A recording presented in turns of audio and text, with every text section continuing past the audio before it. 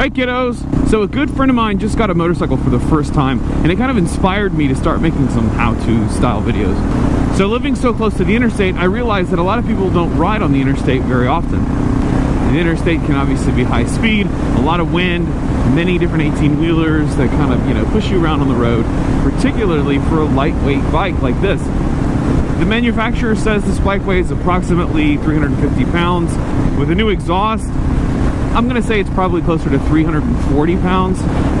You can get pushed around pretty easily, particularly, with larger vehicles, 18-wheelers and such. So living so close to the interstate, I thought I'd do a little how-to. How to ride on the interstate with a lightweight motorcycle.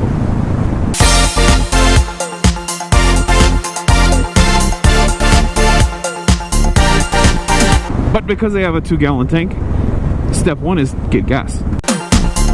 Step one is always get gas. This bike is geared a little low, so that you have more low end power instead of high end speed. So the first step is to accelerate.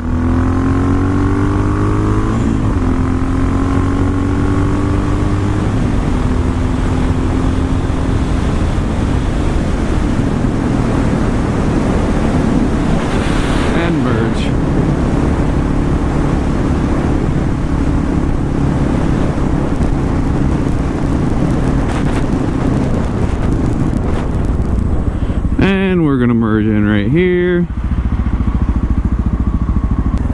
Obviously, the interstate how-to video would be interrupted by roadwork. Hey, if anybody can tell me, how much do these orange barrels cost? Look how many of them there are. It's a fantastic idea.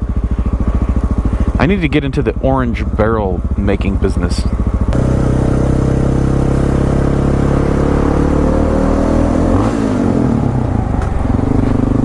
Obviously, rule number 2 is anytime you go under a bridge, you have to rev your engine so that you can see what it sounds like.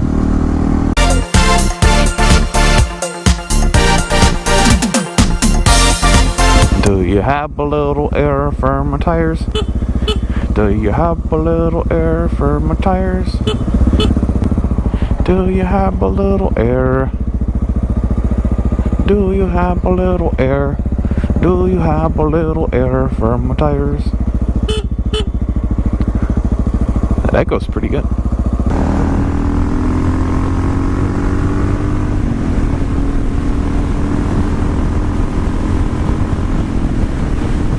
Okay, so back on the interstate real quick. I want to make a few caveats before I finish out this video.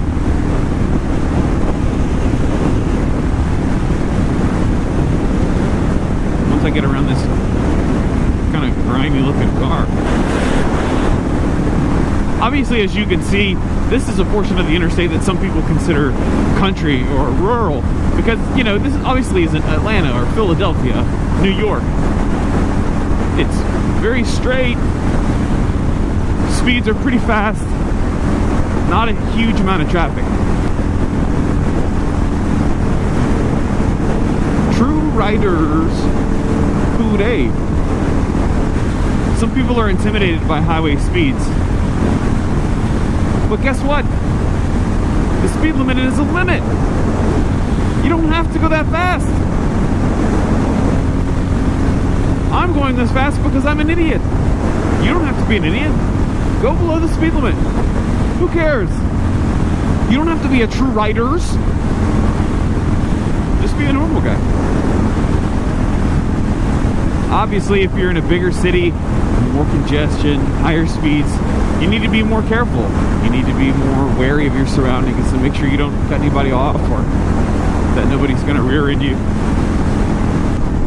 Some people get intimidated by riding behind these larger vehicles.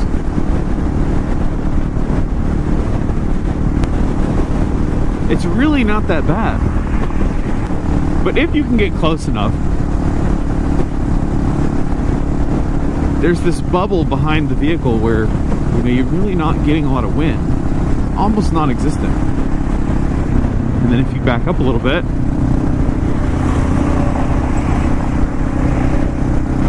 start getting a little wind buffeting. it can be kind of annoying.